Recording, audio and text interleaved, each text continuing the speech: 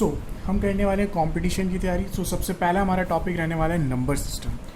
Number system में सबसे पहले क्या होता है कि नंबर एबिलिटी को चेक किया जाता है, जिसमें क्या होता है एक नंबर का दूसरे नंबर के साथ रिलेशन देखा जाता है, जिसमें हम फिगर्स की बात करते हैं, जिसके अंदर आपको फिगर्स देखने को मिलेगी 1 2 3 4 5 6 7 8 9 एंड 0। अब आप कहेंगे मैंने ज़ीरो और इसको अलग क्यों लिखा, क्योंकि ये जो हमारे नंबर होते हैं इन नंबर को हम बोलते हैं सिग्निफिकेंट डिजिट। क्या बोलते हैं? Significant digits. और ये जो नंबर हमारा होता है ये होता है इनसिग्निफिकेंट डिजिट, इसे हम बोलते हैं इनसिग्निफिकेंट डिजिट्स।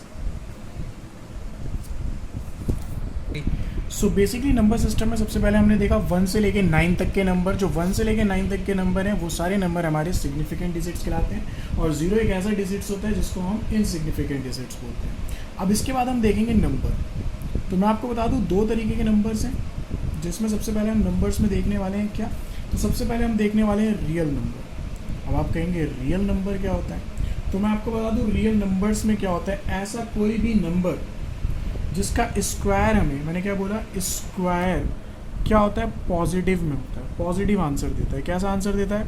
पॉजिटिव आंसर्स देता है। और इमेजिनरी नंबर कौन से रहने वाले हैं? बेसिकली इमेजिनरी नंबर्स वो रहने वाले हैं जिसका स्क्वायर करने पर, स्क्वायरिंग करने पे हमें जो मिलने वाला है not give positive answer, not give positive answers. यानी कि मैं बेसिकली ये बोलूँ कि जिसका स्क्वायर करने पे हमें पॉजिटिव आंसर मिलने वाले हैं वो हमारे रियल नंबर कहलाएंगे, और जिनका स्क्वायर करने पे हमें पॉजिटिव आंसर नहीं मिलेगा वो नंबर हमारे इमेजिनरी नंबर कहलाने वाले हैं। मैं बता दूँ इसी रियल नंबर से आपके 2 पार्ट निकल के आते हैं, जिसमें पहला पार्ट आपका रहने वाला है रेशनल नंबर और दूसरा रहने वाला है इरेशनल नंबर। अब आप क्या कहेंगे कि रेशनल नंबर्स क्या होते हैं, तो मैं आपको बता दूं रेशनल नंबर वो नंबर होते हैं जिन्हें P/Q की फॉर्म में रिप्रेजेंट किया जा सकता है, जिसमें जो आपके P एंड Q होते हैं, यानी कि जो P एंड Q होते हैं ये आपके रियल नंबर होते हैं। क्या होते हैं? रियल नंबर होते हैं। और जिसमें आपके P एंड Q जो है वो रियल नंबर होते हैं, और Q जो है वो नॉट इक्वल टू 0 होता है। यानी क्या होता है? Q नॉट इक्वल टू 0 होता है। इसके बाद मैं बता दूं इरेशनल नंबर क्या होते हैं, जिन्हें P और Q की फॉर्म में एक्सप्रेस्ड नहीं कर सकते। यानी मैंने क्या बोला, वो नंबर जो P/Q की फॉर्म में एक्सप्रेस नहीं करे जाते और नॉन रिपीटिंग और नॉन टर्मिनेटिंग नंबर्स होते हैं। क्या होते हैं? एंड नॉन टर्मिनेटिंग नंबर कहलाए जाते हैं। उन्हें हम क्या बोलते हैं? इरेशनल नंबर बोलते हैं। इसके बाद इमेजिनरी नंबर से हम लेते चलेंगे।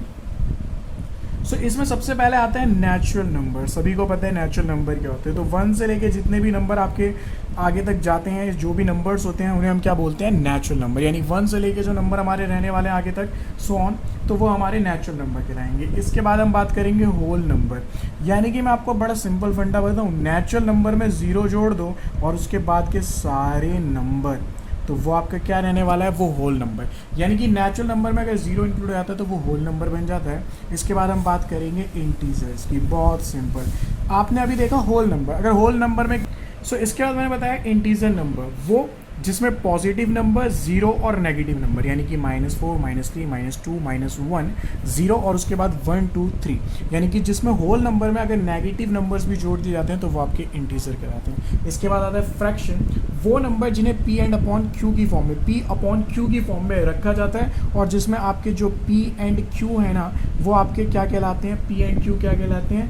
नेचुरल को प्राइम नंबर। क्या कहलाते हैं? को प्राइम नंबर। जिसमें आपका जो Q है ना वो नॉट इक्वल टू 0 होता है। फिर से बताता हूँ, फ्रैक्शन वो होते हैं जिनको P/Q की फॉर्म में रखा जाता है, और जो P एंड Q है वो नेचुरल को प्राइम नंबर होते हैं, और Q नॉट इक्वल टू 0 होता है। इसके बाद हम बात करने वाले हैं इवन, जो कि 2 से डिविजिबल्स होते हैं, और ऑड नंबर जो कि 2 से डिविजिबल नहीं होते हैं उन्हें ऑड नंबर कहते हैं।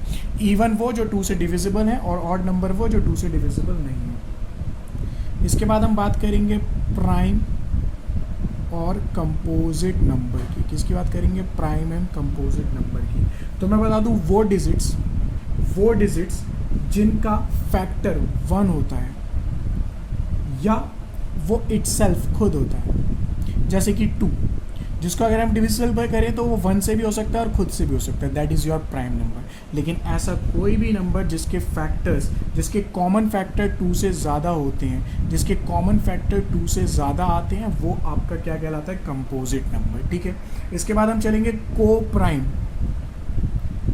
प्राइम और रिलेटिवली प्राइम नंबर। दोनों एक ही चीज़ होते हैं, कोई फ़र्क नहीं है। मैंने क्या बोला, को प्राइम नंबर और रिलेटिवली प्राइम नंबर। ठीक है, number having a 1 common factor, ऐसा कोई भी जिसका कॉमन फैक्टर क्या होता है, 1, that is your common factor. ठीक है, इसके बाद मैं कुछ आपको थोड़े से बेसिक्स इससे रिलेटेड बताने वाला हूँ, उसके बाद हम इसके न्यूमेरिकल से स्टार्ट करेंगे।